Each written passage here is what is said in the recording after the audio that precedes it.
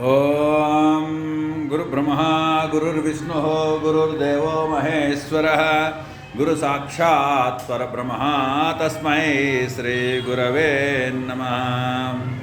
అఖండమండలాకారం వ్యాప్తం ఏన చరాచరం యత్పదం దర్శితం ఏన తస్మై శ్రీ గురవే నమః. శ్రీ శ్రీ శ్రీ డాక్టర్ మారుల్ రామకృష్ణమమ్మ గురుదేవతాయే నమో నమః. పరమగురు ఆదిశంకర భగవత్పాదాయ నమః. శంకరం లోకశంకరాభ్యాం నమః.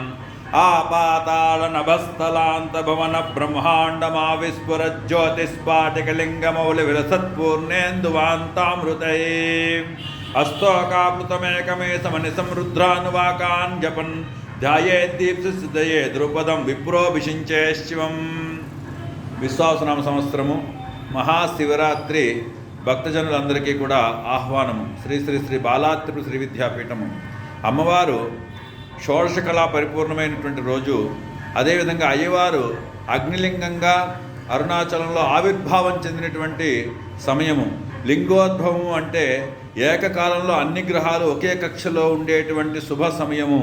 ఆ అర్ధరాత్రి 12 గంటలకి స్వామివారికి అన్నంతోని, పసుపు నీళ్లతోని, కుంకుమతోని, కొబ్బరి నీళ్లతోని చక్కగా అభిషేకం చేస్తే అభిషేకం యొక్క శాంతి మనలో ఉన్న నవగ్రహములకు, మనలో ఉన్న దుష్టపీడలన్నింటినీ కూడా శాంతింపజేసి విజయాల్ని కరుణిస్తుంది.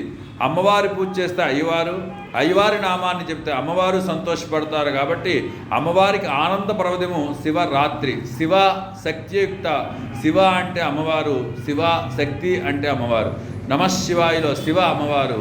కాబట్టి అటువంటి శక్తితో కలిగినటువంటి శివుడు ఆవిర్భవించినటువంటి మహా అదృష్టమైనటువంటి ఆ శివరాత్రి పర్వదినాన అమ్మవారికి అయ్యవారికి కూడా కళ్యాణ ఘట్టం ఉంటుంది. కళ్యాణము అంటే యోగము, కళ్యాణం అంటే శుభము, కళ్యాణం అంటే ఆనందము. అటువంటి కళ్యాణ సమయంలో అమ్మవారి యొక్క హస్తము, అయ్యవారి యొక్క అభయహస్తము 2 చేతులు కలుస్తాయి. దాన్ని లగ్నము అంటాము. ఆ లగ్నమే ప్రతి జాతకానికి వాడుతాము, ప్రతి చోట వాడుతాము. కాబట్టి లగ్నస్థితము కాకుండా చివరికి చదవాలన్నా లగ్నం కావాలి మనసు.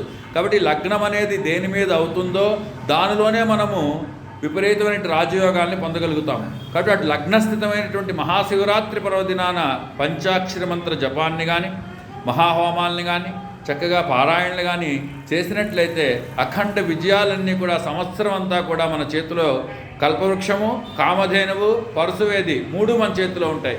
అటువంటి అమృతమైనటువంటి అమ్మవారి యొక్క కన్నుల యొక్క నేత్ర దర్శనము, అమ్మవారి యొక్క చూపులు పడితే చాలు పరమేశ్వరుడు ఆనందపడిపోతాడట.